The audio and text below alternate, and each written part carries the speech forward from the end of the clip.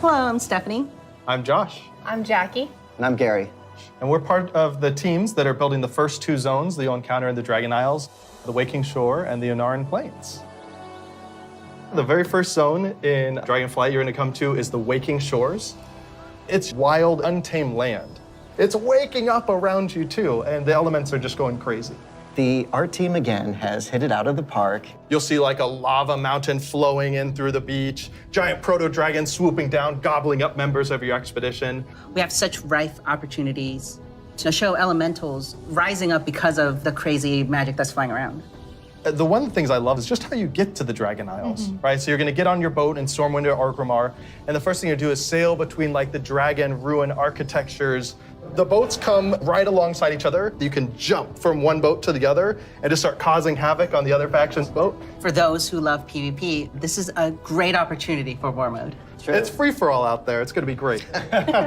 But it's okay. There's an innkeeper on the beach, so that if you're in that situation and you don't want to be in war mode anymore, you can just hop out right there.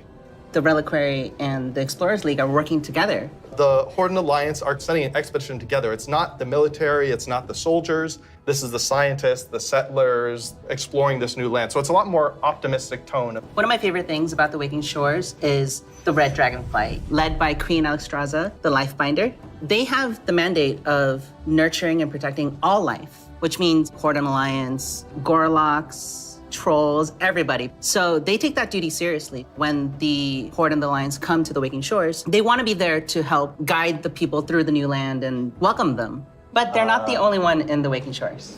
We have the ancestral home of the Black Dragonflight there too, which has fallen on tough times since Deathwing's descent. And so Rathian's coming over to the Isles with us, and he's gonna try and come to terms with the state of the Dragonflight, which is a few loyal Draconids and Dragon Spawn trying to hold their ground. What can the future of the Dragonflight be if it's just Rathian?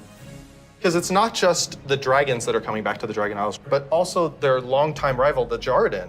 I love the Jardins so much. They're half giants that wield the power of magma. And when the Waking Shores and the Dragon Isles went to slumber, they also slumbered. They're back now, and they are ready to raise chaos. Yeah, they're massive. They're riding giant lava mammoths, parading around, just stomping on your face. And they were the enemies of the Dragonflight for so long. They fought against the Red Dragonflight, hunted dragons down, and they're really taking this opportunity to rise up. As the Red Dragonflight have the mandate of nurturing life, they don't want to just stomp out the Jarden completely, but they want to make sure that they don't have the power to affect those around them negatively, to make sure they don't go on a rampage and destroy the ecosystem that has been created here. And so those are awesome things in the Waking Shore, but Steph, there really is only one right answer for the best thing in Waking Shores, right? What? This is true. Ducks. We finally have those webbed feet hooligans in our game. We cracked the technology. They We've can got them figure in. it out. They Yep. can fly. You should be proud. Thank you. It's gonna be awesome. The Ohn'ahran Plains come right after the Waking Shores. It's so breathtaking at first glance. The Ohn'ahran Plains are big, wide open plains. And the player is going to be constricted a little bit, and then you see this big contrast of a zone. We don't always get that opportunity, that cinematic moment where the player can have a framed view when they see this area. Come out and you got that postcard shot love of the that. plains.